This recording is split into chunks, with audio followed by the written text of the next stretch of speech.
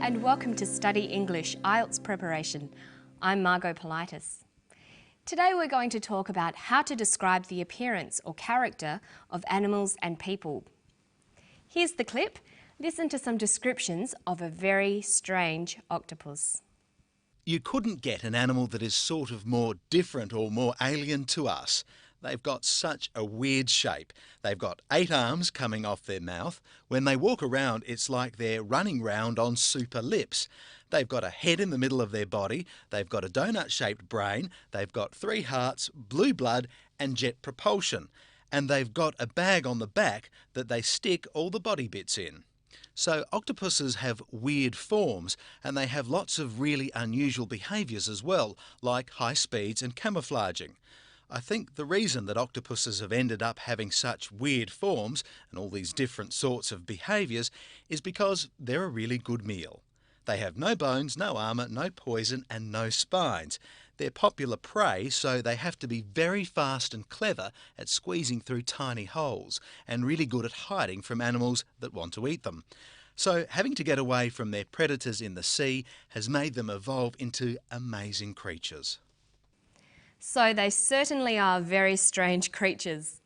Let's begin today by talking about how we order descriptions. When you write something down, you will have already thought about what you want to say. The next step is to decide how you want to structure your description. Today's description of an octopus starts with an interesting statement telling us how strange and unusual the octopus is compared to humans. This is to attract the attention of the reader or the listener. Let's listen. You couldn't get an animal that is sort of more different or more alien to us. They've got such a weird shape. Then the description focuses on the appearance of octopuses, the way they look. They have a weird shape. Which of the octopus's characteristics is described next? So octopuses have weird forms, and they have lots of really unusual behaviours as well, like high speeds and camouflaging. He talks about the behaviours of the octopus. So he begins by talking about the way an octopus looks, and then he talks about its behaviours, the way it acts. There are many other headings we could use to organise a description of something. For example, if you want to describe a person, you might think about their age, height, hair, eyes, face, skin, or other features. For example, how would you describe this person? She has brown hair and brown eyes. Her face is long and narrow. Her skin is tanned. We could also say that she is of average height and has a slim build. You might even want to guess how tall she is. In Australia, we use centimetres to measure height, but many people still use feet and inches to describe height. So we might say she is 5 feet 6 inches or 167 centimetres tall. Have a look at these pictures. Which person has brown hair, blue eyes, a round face and freckles? Well, they both do. Which person is a teenager with long, straight hair and big eyes? Which person is middle-aged with frizzy hair and glasses? You can see that the same person can be described in different ways, depending on what you want to focus on. The more vocabulary you know, the better your descriptions will be. Now, listen for another way of describing a person or animal. They've got a head in the middle of their body, they've got a donut-shaped brain, they've got 3 hearts, blue blood and jet propulsion. The octopus has a donut-shaped brain. There's not many people you could say that about. But when describing things, it can be useful to compare something with a common shape.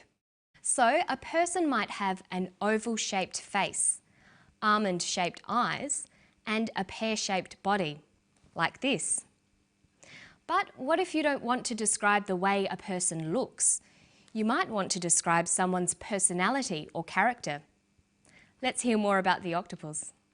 They're popular prey, so they have to be very fast and clever at squeezing through tiny holes and really good at hiding from animals that want to eat them.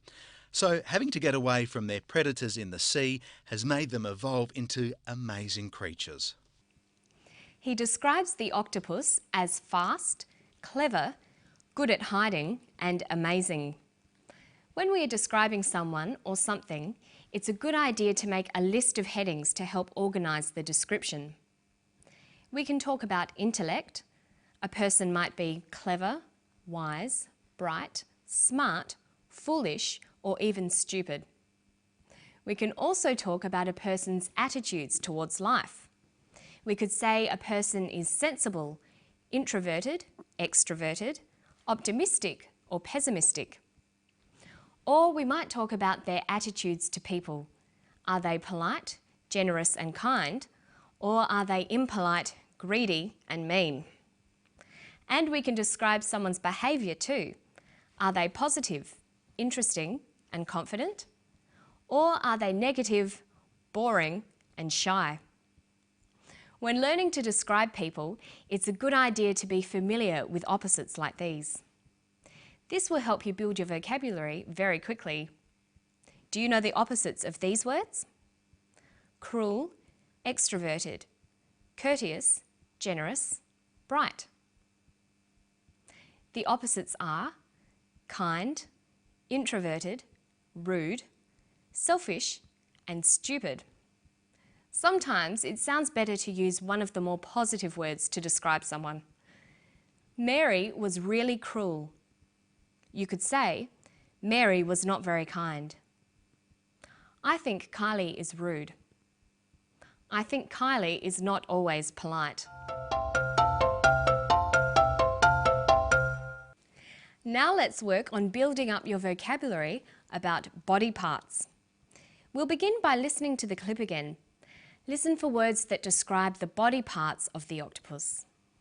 They've got such a weird shape. They've got 8 arms coming off their mouth. When they walk around, it's like they're running round on super lips. They've got a head in the middle of their body. They've got a donut-shaped brain. They've got 3 hearts, blue blood and jet propulsion. And they've got a bag on the back that they stick all the body bits in. He uses the words mouth, arms, lips, head, body, brain, heart, blood and back. These all refer to parts of the body that you might want to describe, so it's important to know them. The easiest way to remember large families of words like these is to have a system. You should organise the words by association. For example, you could begin with the face and remember all the words that relate to the face: eyes, mouth, nose. Then you could work on the body and all the words that go with it: spine, blood, bones. And then you can do this for the head, the legs, the arms. Rhymes can also be helpful when you're trying to remember new words. A rhyme that Australian children learn in school is head and shoulders, knees and toes, eyes, ears, mouth and nose. Or maybe you could try to find words with similar sounds and group them together.